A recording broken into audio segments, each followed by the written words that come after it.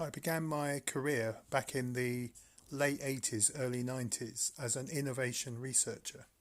So I was trained in social science, particularly because we were interested in how successful innovation was from, you might say, a people point of view, from a managerial leadership point of view, and some of the social implications that went with that. And in those days, innovation was often divided into two categories. There was product innovation and there was process innovation.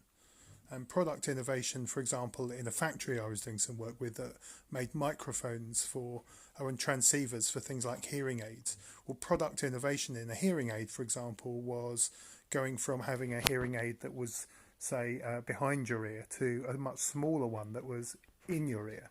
So product innovation was about the change in the design so that the acoustics could work in a different way in the ear. And even later, there was in the canal that was further in, which was good from the point of view of not being noticeable when you wear one of those in public. And so it just becomes kind of part of who you are. Whereas the prosthetic device, the thing that went behind your ear, was something I remembered my grandparents wearing. And those products are still around, but products have been innovated to become smaller and less, I guess, visual. Now, behind that was a whole load of product redesign. And the definition of innovation was you can do all kinds of invention of new ideas for that. But when that was implemented in a way that generated a return value perceived both by shareholders, by the company, but also, of course, by the customer, when innovation was successful in terms of those measures, that's when invention turned into innovation. And so a lot of product innovation was taking place, and you'll have some of those digital devices on you right now, your phone. And there was product innovation from a landline to a digital phone to a smartphone. And then the other side of that was also process innovation. And that's quite closely allied to product innovation. But for example, going back to the factory example, a hearing aid had various parts, and the microphones, which were quite small, had parts too. And say two parts were glued together, and that glue bond, that join, had to be absolutely perfect so that there wouldn't be acoustic problems in terms of quality, and that would affect the hearing quality of the hearing aid. And so for quite a while, process innovation was actually really product innovation because it was changing the type of glue. But when some innovation came along that actually involved laser welding, that was a process innovation. And it's a process innovation when the way we do something or make something changes and also yields benefit. So product innovation is innovation in the product design. Process innovation is innovation in the processes for example, the manufacturing of that product.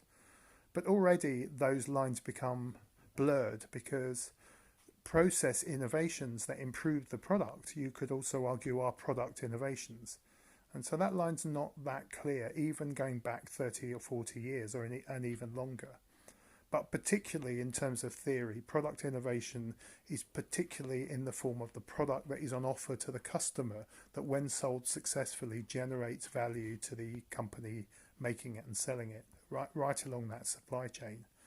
And process innovation in terms of that product is in the way it's made, the way it could also be stored, the way it is delivered. There are ways of improving that to make it more accurate, safer, cheaper, and so on.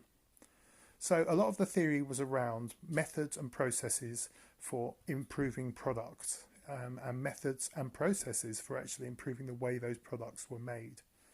Now, of course, when you order a product as well, there is a service quality to that about how it's delivered to you, how it's guaranteed, what happens if something goes wrong, how the order is taken.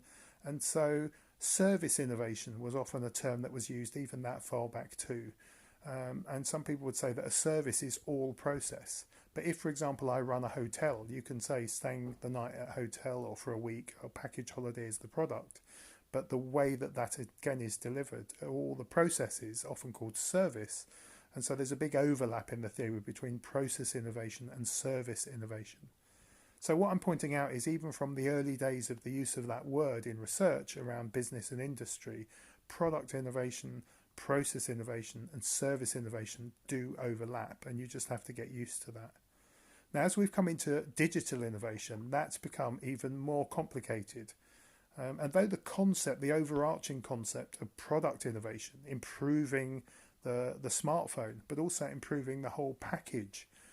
So when we're a kind of a phone service where you can come in and rent a phone over a couple of years or pay it off, but also get a certain amount of speed and memory and the ability to upgrade and so on.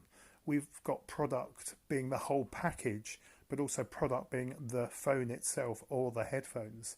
Process innovation, for example, with a phone might be a new operating system, but it could equally also be a process innovation in terms of the ability to charge without a wire and smart charge my phone, wireless charging.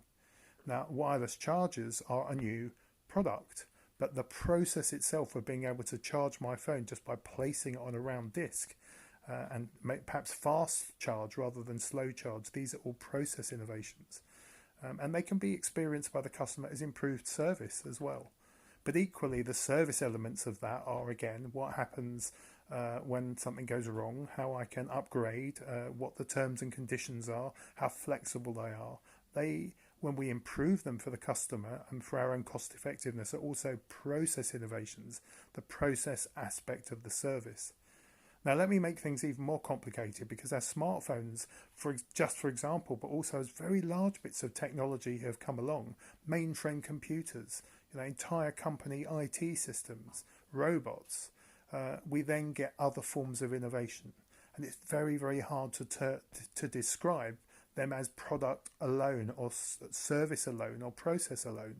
So new terms such as security innovation, cyber security innovation, and the product safety innovation. There can be a whole load of innovation in terms of the safety of the product from the point of view of parental controls. We can talk about platform innovation. We can talk about app innovation. And again, we can innovate an app by updating it, but we can also innovate the service that it offers. So there's a whole range of subheadings now under innovation. And product and process innovation, though still valid concepts, don't really operate as effectively as tools for understanding and research in the digital age, because there are all kinds of new forms of innovation. Big data innovation, innovation in diagnosis, for example, in the health service using digital technology.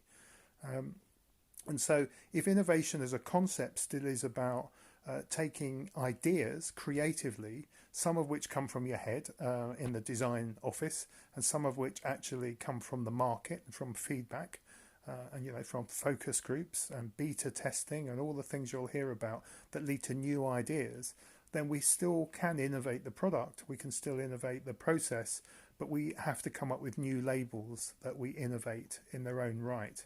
And all these things aren't either or, they all join up together. So as you try and understand digital innovation, you can start, I guess the groundwork is around those original innovation theories you will have maybe studied or read about. But on top of that now are new terms around innovation. We're going to have 5G innovation, Internet of Things innovation, artificial intelligence innovation, and they're all part of the product, the process, the service, and then the very specific things that we're innovating. So we get more specific in digital innovation, and new terms and labels are coming along.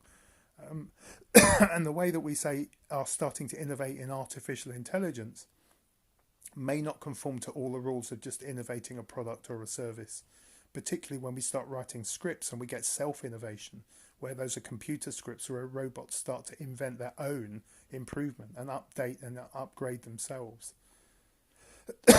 So there's a lot to study, a lot to think about, but digital innovation has become a field where the labels don't stick very easily and tend to overlap each other more and more than ever.